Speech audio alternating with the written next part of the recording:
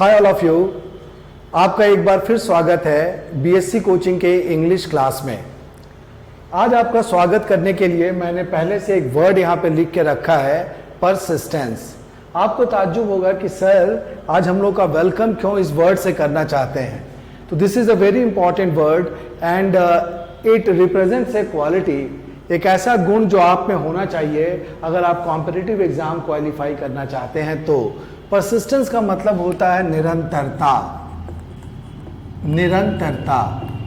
निरंतरता क्या होती है, इसको मैं एग्जाम्पल के साथ पहले आपके सामने रखता हूँ। कल इवनिंग में मैं एक बुक पढ़ रहा था जिसमें आईएएस ऑफिसर्स लोगों का इंटरव्यू था, जो लोग सक्सेसफुल हुए यूपीएससी के एग्जाम में। उनका 5 लोगों का मैंने इंटरव्यू पढ़ा और जो ट्रेंड था वो मैं आपके साथ शेयर करता हूँ। जैसे यूपीएससी का एग्जामिनेशन 3 स्टेज में होता है, बैंक पीओ भी 3 स्टेज में होता है, पहले प्रीलिम्स फिर मेंस और उसके बाद इंटरव्यू या पर्सनालिटी असेसमेंट वाला जो होता है, जिसको हम लोग बोलते हैं पर्सनालिटी असेसमेंट टेस्ट। तो 3 स्टेज में पीओ का एग्जाम भी होता है। यूपीएससी भी पहले प्रीलिम्स, उसके बाद मेंस और उसके बाद interview.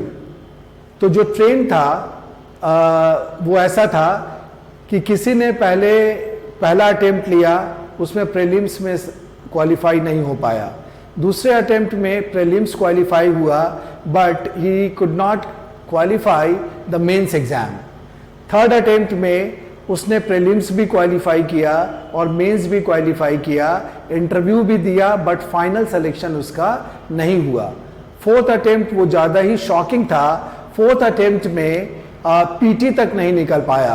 You know, prelims examinations are very dicey, ये बहुत चक्कर वाला एग्जाम होता है। कभी कभी अच्छी तैयारी के बाद भी उसमें मेरा सिलेक्शन नहीं हो पाता। और फिफ्थ अटेम्प्ट में उसी ने फिर भी आशा नहीं छोड़ी, उसने फिफ्थ अटेम्प्ट में फिर जोरदार तैयारी की और फिफ्थ अटेम्प्ट में उसका फाइनल सिलेक्शन हुआ एज एन आईएएस। तो ये ट्रेंड होता है। इसमें क्या इंपॉर्टेंट चीज़ है, अगर एक बार सिलेक्शन नहीं हुआ, 2 बार सिलेक्शन नहीं हुआ तो हम थक कर छोड़ देते हैं कि अब लगता है मेरा सिलेक्शन नहीं होगा। But you should note one very important thing of life कि कई बार हम उस समय अपना एफर्ट्स लगाना छोड़ देते हैं जब सफलता हमारे अगले कदम पर होती है। आप लोग भी इस चीज़ का ध्यान रखिएगा। हो सकता है कि 2-3 एग्जाम्स में रिजल्ट नहीं आए, लेकिन तैयारी निरंतर जारी रखना है, परसिस्टेंस बनाए रखना है और अंत में आपको जरूर सफलता मिलेगी। As far as India is concern, so getting, चूंकि यहाँ पे पॉपुलेशन बहुत ज़्यादा है ना, so getting a job, a government job और a public sector job in India is very coveted और बहुत डिफिकल्ट भी है। कई बार मुझे तो ऐसा लगता है कि अगर किसी को सरकारी नौकरी मिल गई तो एक तरह से उसकी लॉटरी निकल गई, क्योंकि भीड़ बहुत ज़्यादा है और उस हिसाब से अगर देखा जाए तो नंबर ऑफ वैकेंसीज बहुत कम होती है। तो this was some motivational talk to you. बीच बीच में ऐसा करना भी ज़रूरी है आप लोगों को मोटिवेटेड रखने के लिए, ताकि आप अपने लक्ष्य को प्राप्त कर सकें। वी आर योर मेंटोर्स ना, आपका सही मार्गदर्शन देना हमारा कर्तव्य है। तो with this we start now the double fillers. आपको याद होगा कि पिछले 2 क्लास में डबल फिलर्स पर डिस्कशन हुआ। फर्स्ट क्लास में डबल फिलर्स क्या है, हम लोग कैसे इसको करते हैं, इसके बारे में आपसे विस्तृत चर्चा हुई और उसके बाद उसी मेथड को फॉलो करते हुए हम लोगों ने उस दिन भी एक्सरसाइज किया और कल भी आपके साथ डिस्कस किया गया डबल फिलर्स के एक्सरसाइज को। आज भी हम लोग डबल फिलर से डिस्कस करेंगे, बट ये क्वेश्चंस थोड़े डिफरेंट स्टाइल में पूछे गए हैं ये डबल फिलर्स ही, बट पूछने का इनका तरीका थोड़ा अलग है। जब भी कोई नया क्वेश्चन आता है तो उसका इंस्ट्रक्शन हमारे लिए इंपॉर्टेंट होता है। आपके सामने बोर्ड पे अभी दिखेगा, आपके स्क्रीन पे दिखेगा क्वेश्चन नंबर 1। उसके इंस्ट्रक्शंस को जरा ध्यान से देखिए। इंस्ट्रक्शन में क्या लिखा हुआ है, in each of the following questions there are 2 sentences. एक जो क्वेश्चन है उसमें 2 सेंटेंस दिए हुए हैं, आपको दिख रहा होगा, sentence number 1 and sentence number 2। Each having a blank, और जो दोनों सेंटेंस है उनमें से प्रत्येक में एक एक ब्लैंक भी आपको साफ दिख रहा होगा। उसके बाद लिखा हुआ है followed by 4 words A to D। उसके बाद दोनों सेंटेंसेस के बाद 4 वर्ड्स दिए हुए हैं A, B, C और D। आपको क्या करना है, ये लिखा हुआ है select the one word that appropriately fills both the blanks. इन चारों में से कोई एक वर्ड ऐसा है जो दोनों ही सेंटेंस में फिट हो जाएगा मीनिंग के हिसाब से, तो वो वर्ड आपको चुनना है। आई होप कि ये इंस्ट्रक्शन आपको क्लियर हो गया होगा। फिर भी मैं एक बार रिपीट करता हूं, एक क्वेश्चन में 2 सेंटेंसेस दिए गए हैं, दोनों सेंटेंस में एक एक ब्लैंक छोड़ा हुआ है, ब्लैंक आपको भरना है। कहां से भरेंगे, उसके लिए 4 ऑप्शंस दिए हुए हैं, 4 अलग अलग वर्ड दिए हुए हैं वहां पर। उसमें से एक वर्ड ऐसा है जो दोनों में कॉमनली फिट हो जाएगा, और इस तरह का जो वर्ड है वही आपका आंसर होगा। So this is the question. Clear? Now we are going to take up question number 1। Question 1 को हम लोग डिस्कस करते हैं। सेंटेंसेस आप खुद पढ़िएगा, उसको भी मैं एक्सप्लेन करूंगा, और लेकिन जो ऑप्शंस है उसको यहां पे लिखते हैं। ऑप्शंस है ए में make, B burden, C is indulge और डी टैक्स। क्लियर? अगर पार्ट्स ऑफ स्पीच की भी बात की जाए तो मेक एक वर्ब है, मेक वर्ब है, बर्डन वर्ब भी है, बर्डन नाउन भी है, इंडल्ज वर्ब है, टैक्स वर्ब भी है और नाउन भी है। तो अगर वर्ब के पार्ट्स ऑफ स्पीच की बात करेंगे तो चारों वर्ड एक ही पार्ट्स ऑफ स्पीच में दिए गए हैं, और सेंटेंस के हिसाब से यहाँ पे वर्ब फिट होगा, क्योंकि पहले वाले सेंटेंस में डोंट है ब्लैंक के पहले, तो डोंट के बाद हम लोग V1 यूज करते हैं, और दूसरे वाले में ब्लैंक के पहले टू है, वहां पर भी हम लोग V1 यूज करते हैं। तो इसीलिए यहाँ पे ग्रामर मैटर नहीं करेगा, what matters is the meaning of the word. Now we discuss, पहले वर्ड का मीनिंग डिस्कस कर लेते हैं, और तब अगर सेंटेंसेस पे जाएंगे तो आपको खुद ही आंसर इसका पता चल जाएगा। मेक का मतलब बनाना, बर्डन का मतलब होता है किसी पर बोझ डालना, और अगर नाउन के रूप में यूज करते हैं तो बोझ। तीसरा है इंडल्ज, इंडल्ज का मतलब होता है लिप्त हो जाना, जैसे वो क्रिमिनल एक्टिविटीज में आजकल लिप्त हो गया है, तो वहां पे हम लोग वर्ड यूज करते हैं इंडल्ज, इसको नेगेटिव सेंस में यूज किया जाता है। और फोर्थ वर्ड है टैक्स। टैक्स का जो कॉमन मीनिंग हम लोग नाउन के रूप में जानते हैं वो कर है, लेकिन टैक्स का मतलब होता है दिमाग पे स्ट्रेन डालना या दिमाग को परेशान करना, उस सेंस में भी हम लोग इसको यूज करते हैं। ठीक है, अब देखते हैं सेंटेंस क्वेश्चन नंबर 1 में जो दोनों सेंटेंसेस है वो क्या कहते हैं।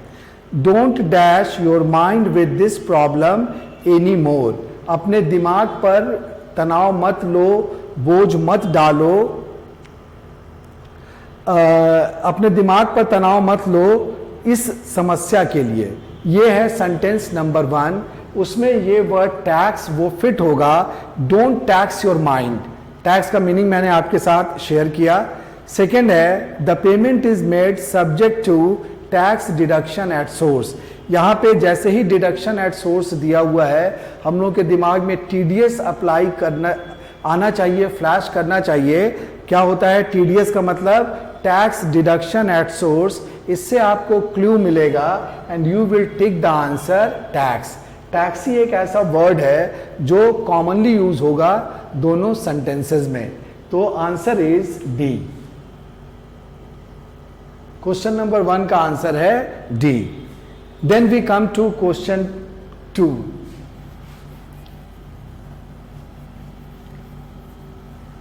क्वेश्चन 2 में जो सेंटेंसेस है उसको तो डिस्कस किया जाएगा, पहले हम लोग यहां पे डिस्कस करते हैं इसके ऑप्शंस क्या क्या हैं।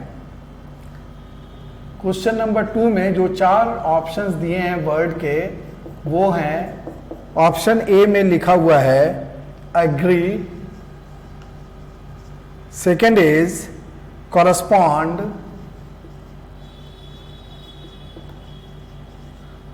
third is based, and fourth is B. ये ऑप्शंस दिए गए हैं. अगर देखें तो एग्री एक वर्ब है, करस्पॉन्ड भी एक वर्ब है, बेस्ड एक एडजेक्टिव के रूप में यूज किया जा सकता है, या अगर चाहें तो इसको वर्ब भी मान सकते हैं. ये वर्ब का V3 फॉर्म है, बेस्ड, बेस्ड. और यहां पे बी एक यूज किया गया है, कैन के साथ बी लगता है, वहां पर हम लोग इसको एज V1 भी माना जा सकता है. तो इस तरह का यहां पे दिया गया है. अब देखते हैं वर्ड वाइज मीनिंग क्या है. एग्री का मतलब होता है सहमत होना, मैं आपसे इस बात पर सहमत हूं. करस्पॉन्ड का मतलब होता है पत्राचार करना. करस्पॉन्ड मीन्स किसी से, जैसे किसी ऑफिस को आप लेटर लिखते हैं, वो आपको जवाब देता है, तो पत्राचार करना एक मीनिंग तो होता है पत्राचार करना, और दूसरा मीनिंग होता है करस्पॉन्ड का मिलना. मैच करने के लिए भी वर्ड हम लोग यूज करते हैं करस्पॉन्ड, मैच. थर्ड है बेस्ड मीन्स आधारित, और फोर्थ तो बी है. ये ऑप्शंस है. अब सेंटेंस में देखते हैं, the evidence given in the court should dash with the facts in the case. कहता है कि कोर्ट में जो एविडेंस प्रस्तुत किए गए हैं, साक्ष्य जो दिए गए हैं, वो केस के फैक्ट से मैच करना चाहिए, कॉरस्पॉन्ड करना चाहिए. कॉरस्पॉन्ड के लिए दूसरा मीनिंग मैंने क्या बताया था, मैच करना. तो मैच करने के लिए वर्ड यहां पे कॉरस्पॉन्ड फिट होगा. कॉरस्पॉन्ड के बाद प्रीपोजिशन विथ भी सही है. सेकेंड सेंटेंस में you may directly dash with the secretary of the union. आप यूनियन के सेक्रेटरी से सीधा सीधा पत्राचार कर सकते हैं. यहां पे कॉरस्पॉन्ड का दूसरा मीनिंग यूज में लाया गया, पत्राचार करना. सो यहां पे जो वर्ड है कॉरस्पॉन्ड, यहां पे सही वर्ड है. So the answer is correspond. ये था question number 2.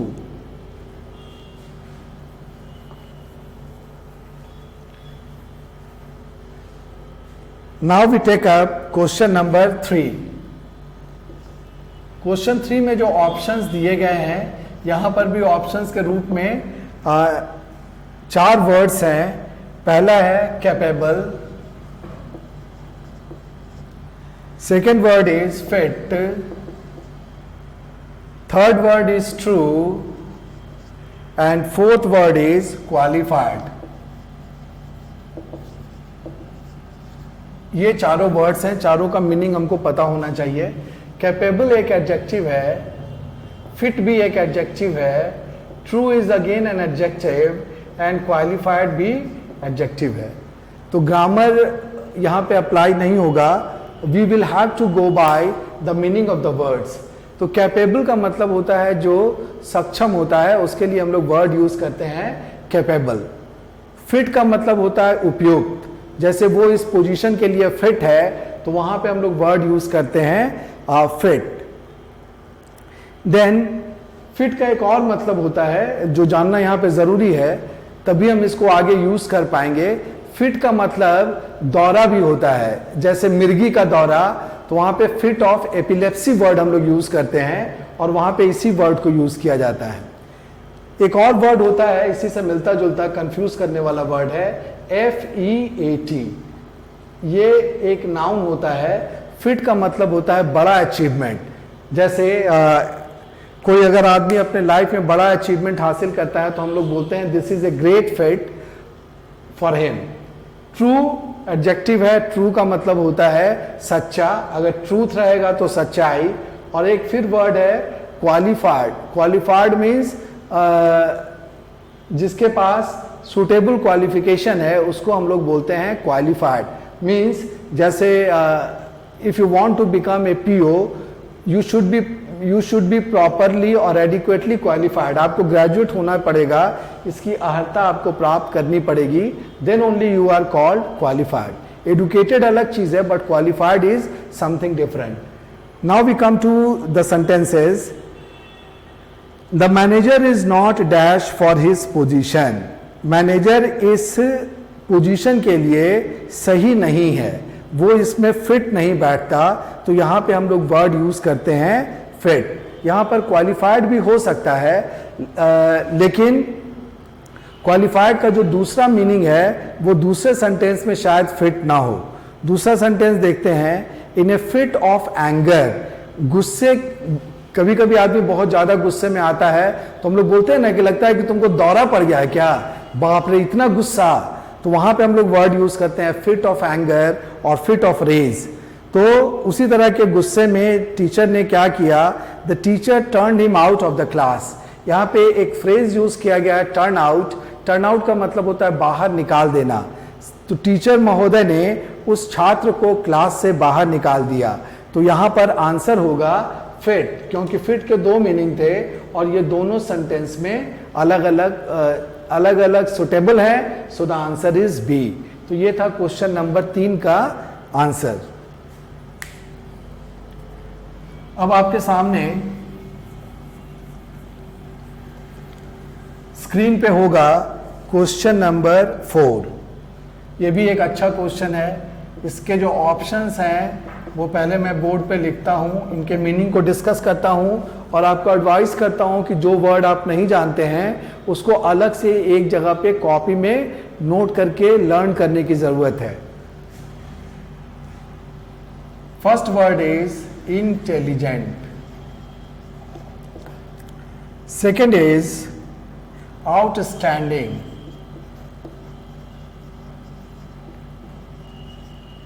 Third is eminent and fourth जो ऑप्शन है ये एक बहुत अच्छा वर्ड है, एग्जाम में बहुत बार आता है, इंडिस्पेंसेबल। पहले चारों वर्ड्स के मीनिंग को हम लोग डिस्कस करते हैं। अगर देखें तो इंटेलिजेंट एक एडजेक्टिव है, आउटस्टैंडिंग भी एक एडजेक्टिव है, एमिनेंट एक एडजेक्टिव है और इंडिस्पेंसेबल भी एक एडजेक्टिव है। Clear? Parts of speech wise ये चारों ही वर्ड्स एडजेक्टिव हैं। नाउ मीनिंग देखते हैं। इंटेलिजेंट मीन्स होता है बुद्धिमान, दैट यू नो। फिर एक वर्ड है आउटस्टैंडिंग। आउटस्टैंडिंग का मतलब होता है एक्सेप्शनल, विरले के लिए वर्ड हम लोग यूज करते हैं आउटस्टैंडिंग। सपोज कोई बैट्समैन, कोई क्रिकेट टीम कोई ट्रबल में है और उसमें कोई टेलेंडर बैट्समैन है और वो 175 रन बना दिया, अगर उसने, जिससे उससे एक्सपेक्टेड भी नहीं था, तो उस हिसाब से हम लोग बोलते हैं कि ये परफॉर्मेंस आउटस्टैंडिंग है, एक्सेप्शनल है। एमिनेंट मीन्स होता है प्रख्यात, जो रेप्यूटेड लोग होते हैं उनको एमिनेंट कहा जाता है। प्रोमिनेंट भी इसके लिए एक और वर्ड है, फेमस भी इसके लिए दूसरा वर्ड हो सकता है। जैसे he is an eminent doctor of this area और दिस लोकेलिटी, वहां पे हम लोग इस वर्ड को यूज करते हैं। लास्ट जो वर्ड यहाँ पे दिया हुआ है ऑप्शन डी में, वो है इनडिस्पेंसेबल। इनडिस्पेंसेबल एक अच्छा वर्ड, एग्जाम में भी कई बार आता है। इनडिस्पेंसेबल वैसे व्यक्ति या वैसे चीज के लिए यूज किया जाता है जिसके बिना काम ना चले। सो नेसेसरी कि without which you cannot do, that is called indispensable. अभी मान लीजिए ऑनलाइन हम लोग के क्लासेस चल रहे हैं, तो इसके लिए नेट का अच्छा होना इज इनडिस्पेंसेबल। वहां पे हम लोग इस वर्ड को यूज करते हैं। फैमिली में भी कई बार ऐसा होता है कि किसी फैमिली में मान लीजिए 4 ब्रदर्स हैं, तो उसमें से कोई एक भाई ऐसा होगा, हो सकता है छोटा भाई, हो सकता है जो सेकंड नंबर पे हो, वो उस फैमिली के लिए इनडिस्पेंसेबल होगा, उसके बिना कोई काम ही नहीं होता होगा, तो वहां पे हम लोग वर्ड यूज करते हैं indispensable. So these are the meanings of all the 4 options given in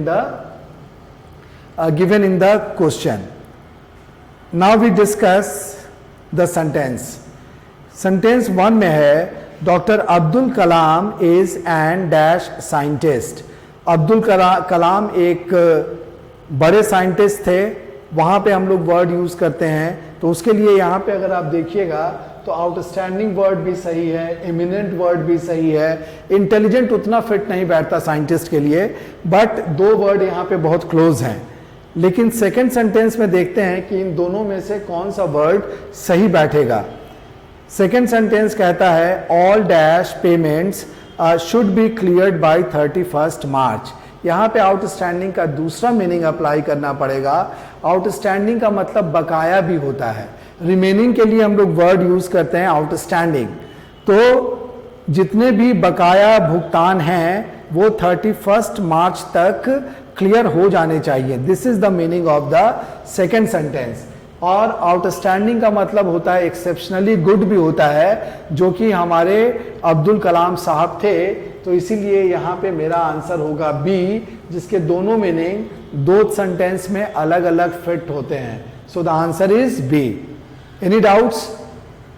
I suppose कि कोई डाउट नहीं होना चाहिए। जब मीनिंग्स आपके दिमाग में क्लियर है तो सेंटेंस में फिट करने में कोई डाउट नहीं होना चाहिए। अगर फिर भी कोई डाउट होगा तो आप कमेंट कीजिएगा, मेरे से पूछ सकते हैं कि सर यहाँ पे आउटस्टैंडिंग क्यों हुआ, एमिनेंट क्यों नहीं हुआ। ठीक है, now we come to question number 5।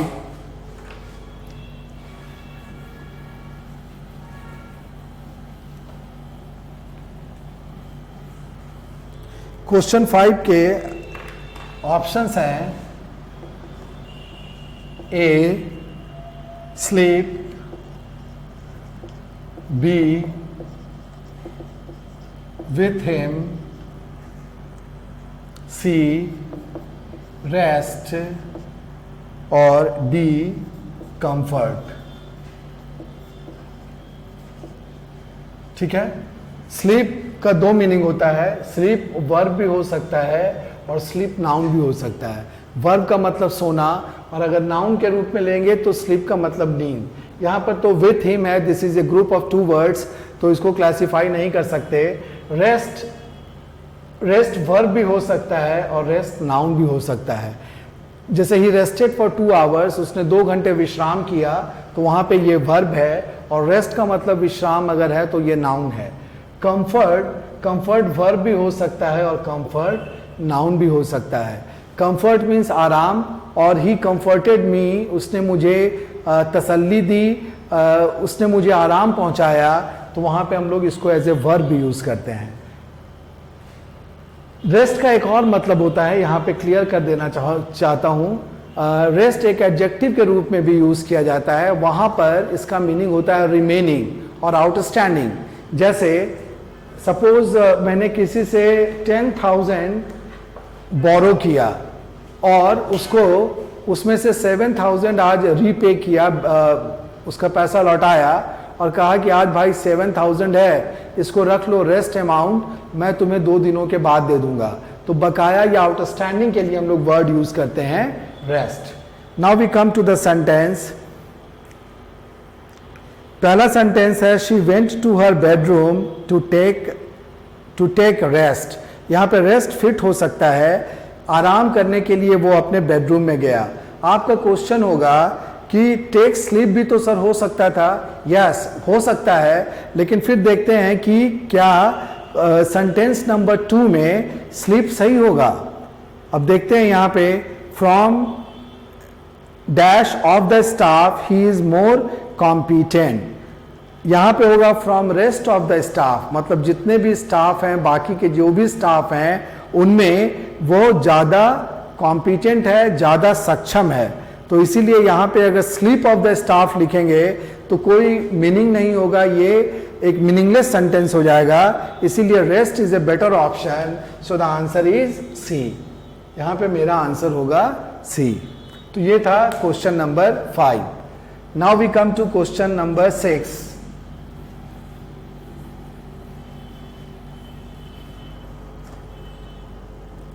Question 6 में भी 4 ऑप्शंस हैं, A, B, C and D. जो पहला वर्ड है quite, second word is quietly, third word is still और fourth is out. These are the words. यहां पे ये दोनों वर्ड, क्वाइट एक एडजेक्टिव है जबकि क्वाइटली एक एडवर्ब है। एल-वाई लग गया तो ये एक एडवर्ब है, स्टिल भी एक एडवर्ब है और आउट भी एक एडवर्ब है। क्लियर? नाउ वी सी, यहां पे हमको इस वर्ड का मीनिंग समझना पड़ेगा। क्वाइट का मतलब होता है शांत। क्वाइट मीन्स शांत, क्वाइटली मीन्स शांति पूर्वक, वहां पे एडवर्ब लग गया तो क्वाइटली मीन्स शांति पूर्वक, ठीक है। स्टिल का मतलब होता है शांत भी होता है, जैसे स्टिल फोटोग्राफी, दो तरह की फोटोग्राफी होती है। जैसे अभी मेरी वीडियो फोटोग्राफी चल रही है और एक स्टिल फोटोग्राफी होती है, एक स्नैप लिया और वो स्थिर है, तो स्थिर के लिए वर्ड हम लोग यूज करते हैं स्टिल।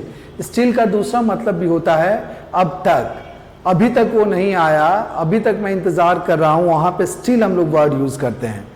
फिर एक वर्ड है यहाँ पे आउट, आउट मीन्स बाहर। अब जब ये चारों वर्ड का मीनिंग पता है, सेंटेंस में इसको फिट करके देखा जाए। The child sat dash through the long sermon, यहां पे एक वर्ड है सरमन। सरमन का मतलब होता है उपदेश। जैसे ऋषि मुनि लोगों का जो सेशन चलता है तो उसमें दे सरमनाइज अस, वो हम लोगों को कई उपदेश देते हैं, तो उपदेश के लिए वर्ड है सरमन। तो एक बच्चा है जो पूरे उपदेश के दौरान चुपचाप या स्थिर से बैठा रहा, तो उसके लिए हम लोग कोई वर्ड इसमें ले सकते हैं। तो अगर चाहे तो लिख सकते थे द चाइल्ड सैट क्वाइट और द चाइल्ड सैट क्वाइटली, और एक और वर्ड यहां पे हम लोग यूज कर सकते थे द चाइल्ड सैट स्टिल। लेकिन अब तीनों में से कौन सा वर्ड ऐसा है जो सेकेंड वाले सेंटेंस में भी फिट होगा, this we have to examine. देखते हैं। We have still to receive the documents, हम लोगों को अभी भी जो दस्तावेज हैं वो प्राप्त होना बाकी है, तो अभी भी के लिए वर्ड कौन सा होगा, स्टिल। इसीलिए क्वाइट और क्वाइटली यहां पे चूंकि सुटेबल नहीं है, इसीलिए यहां पर मेरा आंसर होगा still. So the answer is C. एक और डिस्कशन यहां पे करता हूं, इंटरेस्टिंग डिस्कशन।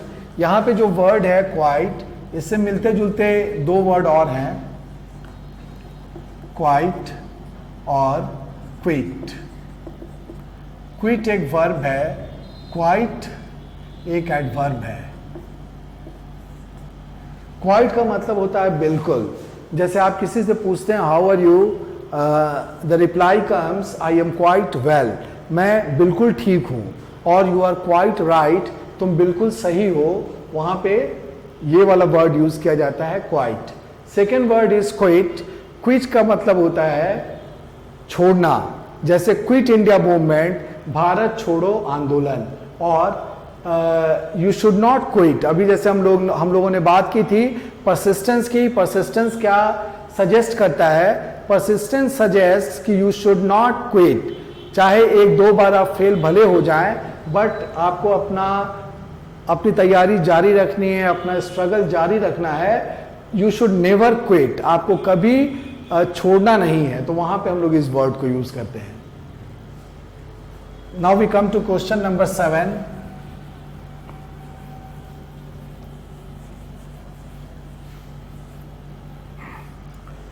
क्वेश्चन 7th में जो ऑप्शंस हैं A, B, C and D, there are 4 options. पहला वर्ड है manufacture, second is bring, third is produce, और ऑप्शन नंबर डी जो है वहां पर प्रोड्यूस्ड लिखा हुआ है। प्रोड्यूस का ये पास्ट पार्टिसिपल है, V2 या V3 होगा। अब पहले ऑप्शंस को देखते हैं। यहाँ पे मैन्युफैक्चर वर्ब है, ब्रिंग भी वर्ब है, प्रोड्यूस वर्ब भी होता है, और कभी कभी इसको हम लोग नाउन के रूप में भी यूज करते हैं। इस पे ध्यान देना है। एक तो वर्ड होता है प्रोडक्ट, उत्पाद के लिए वर्ड यूज किया जाता है प्रोडक्ट, और कभी कभी प्रोडक्ट की जगह पे हम लोग प्रोड्यूस भी यूज करते हैं एज ए नाउन, और प्रोड्यूस्ड ये V3 है, ये भी वर्ब है। मीनिंग वाइज अगर देखें तो मैन्युफैक्चर का मतलब होता है उत्पादन करना, प्रोड्यूस का मतलब भी होता है उत्पादन करना, और उसका पास्ट पार्टिसिपल प्रोड्यूस्ड है, मीन्स इसका भी वही मतलब होगा, उत्पादन करना। ब्रिंग का मतलब होता है लाना। अब यहां पे देखते हैं कि कौन सा वर्ड सही होगा। फैक्ट्रीज के लिए हम लोग मैन्युफैक्चर भी यूज कर सकते हैं और प्रोड्यूस भी यूज कर सकते हैं।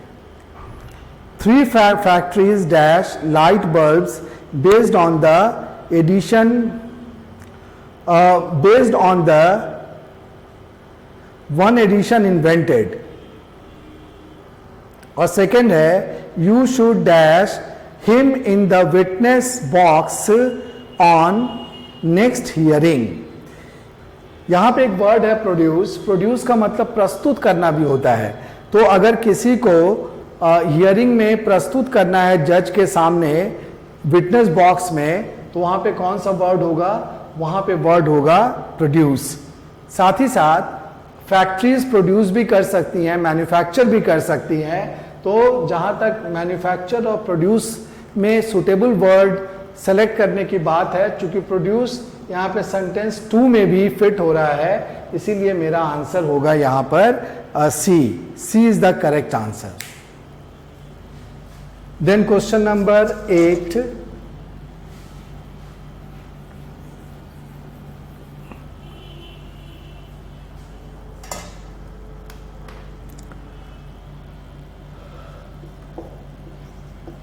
इसके ऑप्शंस हैं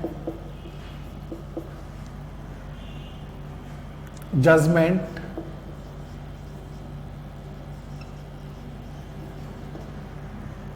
second is award, third is punishment, and fourth is penalty।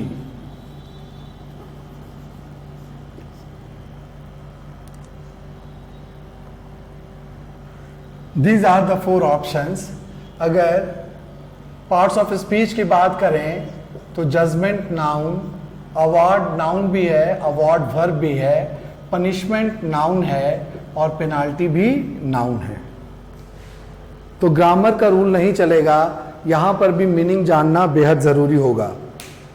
कभी कभी आपको बताया जाता होगा कि इतना वर्ड का मीनिंग याद रखना पॉसिबल नहीं है, तो हम लोग ग्रामर से भी फिल इन द ब्लैंक्स को कर सकते हैं। But note one important thing from my side, मेरे तरफ से आप ये पक्का नोट करके रख लीजिए कि अगर जो क्वेश्चन सेटर है उसका इरादा आपके वोकैबुलरी को टेस्ट करने का है, तो आपको कभी मौका नहीं मिलेगा कि आप ग्रामर के बेसिस पे उस क्वेश्चन को सही कर पाएंगे, क्योंकि the question setter will provide you no scope for that. आपको वर्ड मीनिंग याद रखना ही होगा। This is an important take from my side, इसको हमेशा ध्यान रखिएगा। Now we come to the words. पहला वर्ड है जजमेंट। जजमेंट का मतलब होता है फैसला। जज जो सुनाते हैं वो that is called judgement. Second word is award. Award verb भी होता है, किसी को सम्मानित करने के लिए हम लोग वर्ड यूज करते हैं अवॉर्डेड।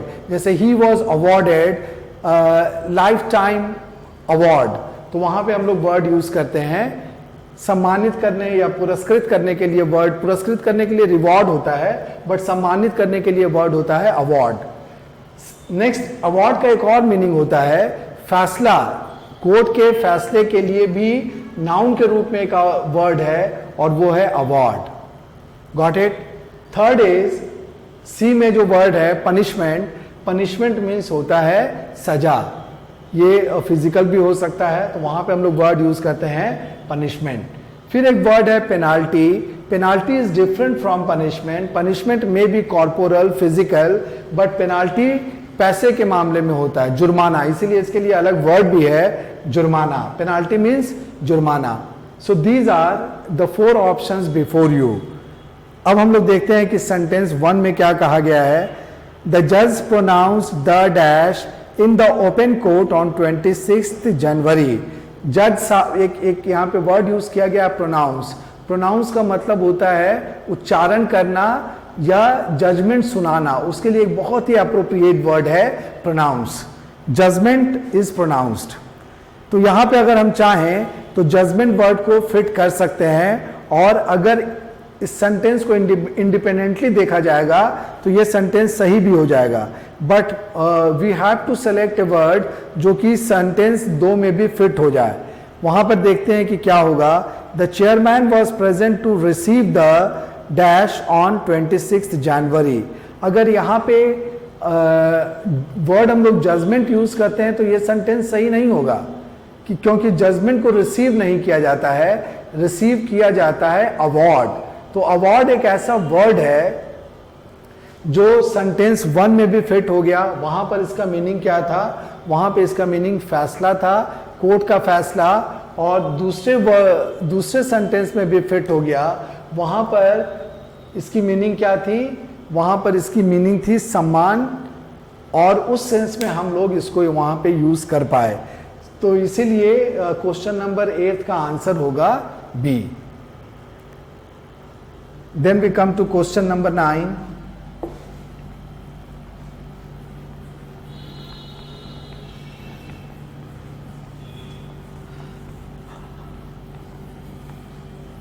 क्वेश्चन नंबर 9 के ऑप्शंस हैं, first word is general, second word is view, third word is principle,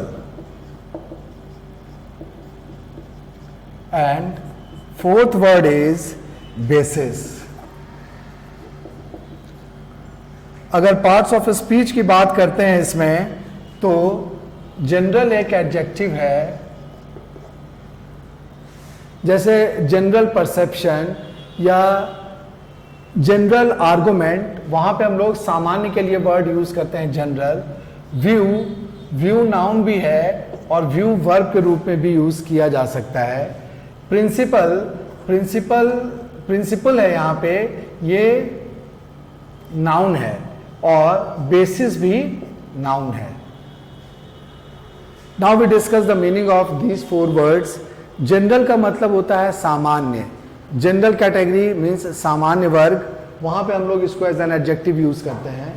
view, view का मतलब होता है दृश्य, जैसे यहां से पहाड़ का अच्छा व्यू दिखता है, अच्छा दृश्य दिखता है, वहां पे हम लोग वर्ड यूज करते हैं व्यू। और अगर वर्ग के रूप में यूज करते हैं तो व्यू का मतलब होता है देखना। आपका ये जो नेग्लिजेंस है, it has been viewed seriously, इसको गंभीरता पूर्वक देखा गया है या व्यू किया गया है, तो व्यू का मतलब देखना भी होता है। थर्ड जो ऑप्शन है सी, प्रिंसिपल, प्रिंसिपल मीन्स होता है सिद्धांत। एक और वर्ड होता है प्रिंसिपल, प्रोनाउंसिएशन में डिफरेंस है, स्पेलिंग में चूंकि डिफरेंस है तो प्रोनाउंसिएशन में भी डिफरेंस है। यहाँ पे PAL है तो हम लोग यहाँ पे इसको बोलते हैं प्रिंसिपल। प्रिंसिपल मीन्स प्राचार्य या मूलधन।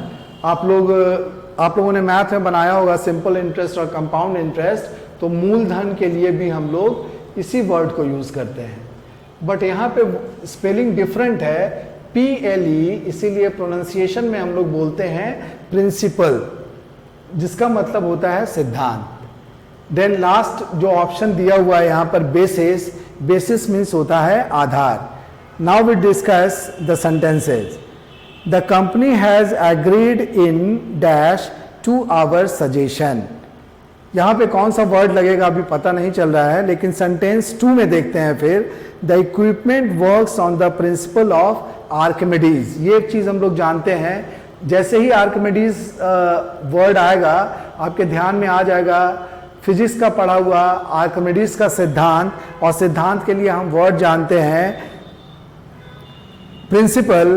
तो you will concentrate on this word C, but you will have to decide, आपको ये भी डिसाइड करना पड़ेगा कि क्या ये फर्स्ट सेंटेंस में फिट होगा। फर्स्ट सेंटेंस में देखते हैं कि फिट होता है कि नहीं। The company has agreed in principle to our suggestion. हम लोगों ने जो सुझाव दिया कंपनी को, सैद्धांतिक रूप से कंपनी उस सुझाव पर सहमत हो गई। तो वहां पे इन प्रिंसिपल एक फ्रेज के रूप में यूज किया गया है, तो सैद्धांतिक रूप से के लिए हम लोग यूज करते हैं इन प्रिंसिपल। तो सी में जो प्रिंसिपल वर्ड है ये एक ऐसा वर्ड है which can be fitted in both the sentences 1 and 2. So the answer is सी.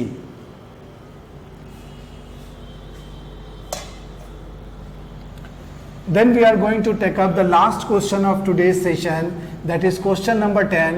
उसके options यहाँ पे लिखता हूँ पहले. Options are question number 5. Sentences आपके सामने होंगे, हालांकि आपके स्क्रीन पर भी options होंगे, फिर भी लिख के समझाने में अच्छा रहता है. Sound. Second is good. Third is songs. और फोर्थ है, ये बहुत ही आसान क्वेश्चन है, ट्यून. These are 4 options. इसमें से अगर देखा जाए तो 3 का मीनिंग आप लोग अच्छी तरह से जानते होंगे, ट्यून का मीनिंग भी जानते होंगे, लेकिन अगर हम पूछे कि इसका हिंदी वर्ड क्या है तो हो सकता है कि आपको बताने में थोड़ी दिक्कत हो जाए. बट यहाँ पे डिस्कस करते हैं. साउंड एक नाउन है या साउंड एक एडजेक्टिव के रूप में भी यूज किया जाता है. कब यूज किया जाता है, that I will tell you. Good एक एडजेक्टिव है, और अगर इसको नाउन के रूप में यूज करते हैं तो वहां पे गुड्स यूज करना पड़ता है. जैसे मालगाड़ी, गुड्स ट्रेन, तो वहां पे एस लगाना पड़ता है. ऐसे गुड एक एडजेक्टिव है. सॉन्ग्स ये नाउन है, सॉन्ग का प्लूरल सॉन्ग्स. और ट्यून भी एक नाउन है. Now we discuss the meaning. Sound का मतलब आवाज. अमिताभ बच्चन नहीं, ये जो साउंड है ये बहुत रैश है, कर्कश साउंड है, तो वहां पे हम लोग वर्ड यूज करते हैं आवाज.